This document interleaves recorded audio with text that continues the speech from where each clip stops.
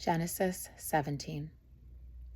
When Abram was 99 years old, the Lord appeared to Abram and said to him, I am God Almighty. Walk before me and be blameless. And I will make my covenant between me and you, and will make you exceedingly numerous. Then Abram fell on his face, and God said to him, As for me, this is my covenant with you. You shall be the ancestor of multitudes of nations. No longer shall your name be Abram, but your name shall be Abraham. For I have made you an ancestor of a multitude of nations. I will make you exceedingly fruitful, and I will make nations of you, and kings shall come from you. I will establish my covenant between me and you and your offspring, and after you throughout their generations, for an everlasting covenant, to be God to you and to your offspring after you. And I will give you and to your offspring after you the land where you are now an alien, all the land of Canaan, for a perpetual holding, and I will be their God. God said to Abraham, As for you, you shall keep my covenant, and you and your offspring after you throughout their generations. This is my covenant, which you shall keep between me and you and your offspring after you. Every male among you shall be circumcised. You shall circumcise the flesh of your foreskin, and it shall be a sign of the covenant between me and you. Throughout your generations, every male among you shall be circumcised when he is 8 days old, including the slave born in your house and the one bought with your money from any foreigner who is not of your offspring. Both the slave born in your house and the one bought with your money must be circumcised. So shall my covenant be in your flesh, an everlasting covenant. Any uncircumcised male who is not circumcised in the flesh of his foreskin shall be cut off from his people. He has broken my covenant. God said to Abraham, As for Sarah, your wife, you shall not call her Sarai, but Sarah shall be her name. I will bless her. And moreover, I will give you a son by her. I will bless her, and she shall give rise to nations. Kings of people shall come from her.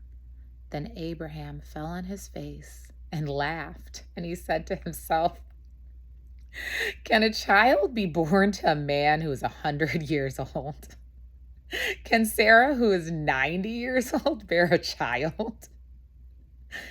And Abraham said to God, Oh, that Ishmael might live in your sight. God said, No, but your wife Sarah shall bear you a son, and you shall name him Isaac. I will establish my covenant with him as an everlasting covenant for his offspring after him. As for Ishmael, I have heard you. I will bless him and make him fruitful and exceedingly numerous. He shall be the father of 12 princes, and I will make him a great nation. But my covenant I will establish with Isaac, from whom Sarah shall bear to you at this season next year. And when he had finished talking with him, God went up from Abraham.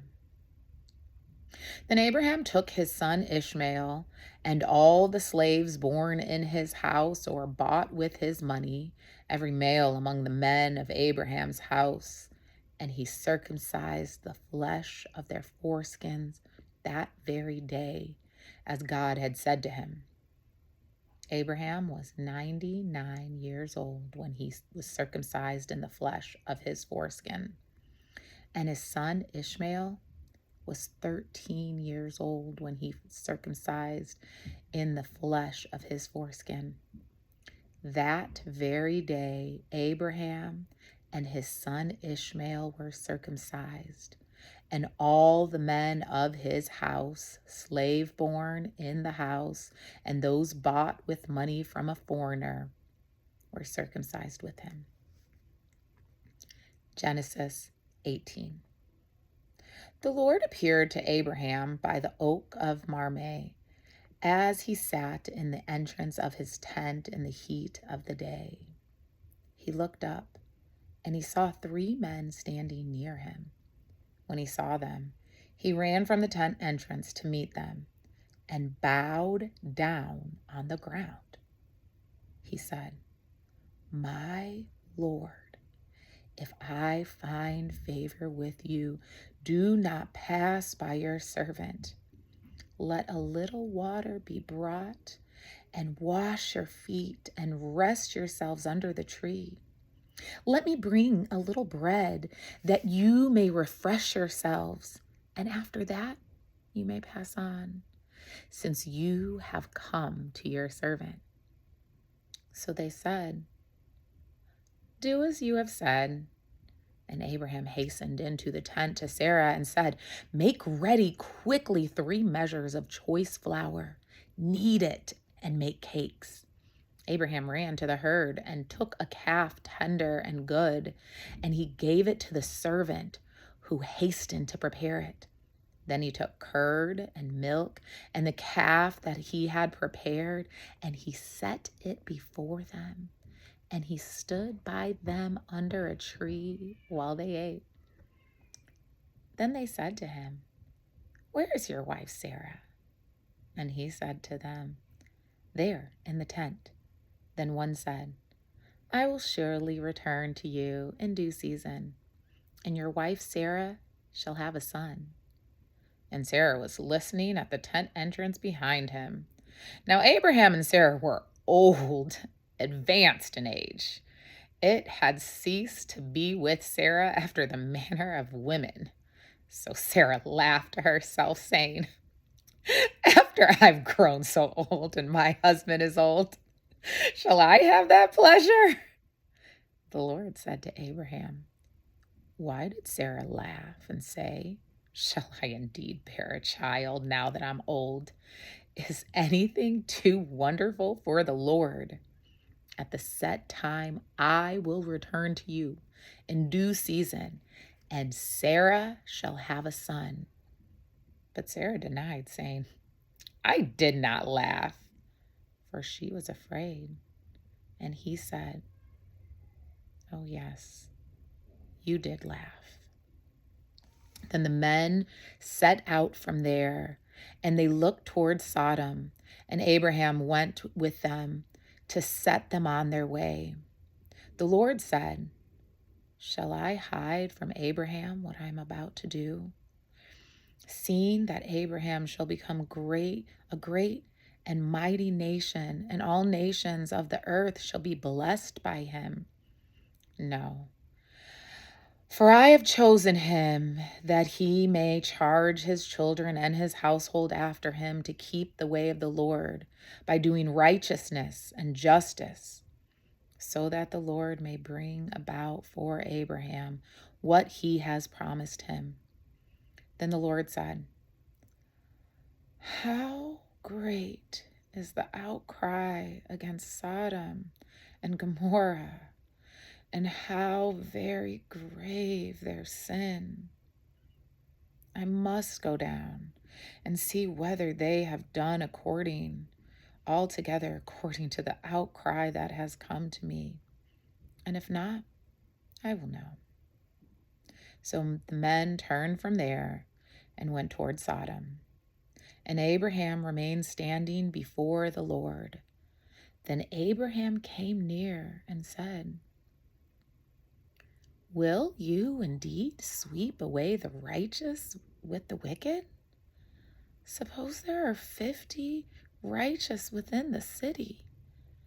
Will you then sweep away the place and not forgive it for the 50 righteous who are in it? Far be it from you to do such a thing, to slay the righteous with the wicked, so the righteous fare as the wicked. Far be it from you. Shall not the judge of all the earth do what is just? And the Lord said, if I find at Sodom 50 righteous in the city, I will forgive the whole place for their sake. Abraham answered, let me take it upon myself to speak to the Lord. I who am but dust and ashes. Suppose 5 of the 50 righteous are lacking. Will you destroy the whole city for the lacking of 5? And he said, I will not destroy it if I find 45 there. And again he spoke to him, suppose there are 40 that are found there. He answered, for the sake of 40, I will not do it. Then he said, oh, do not let the Lord be angry if I speak. Suppose there are 30 found there.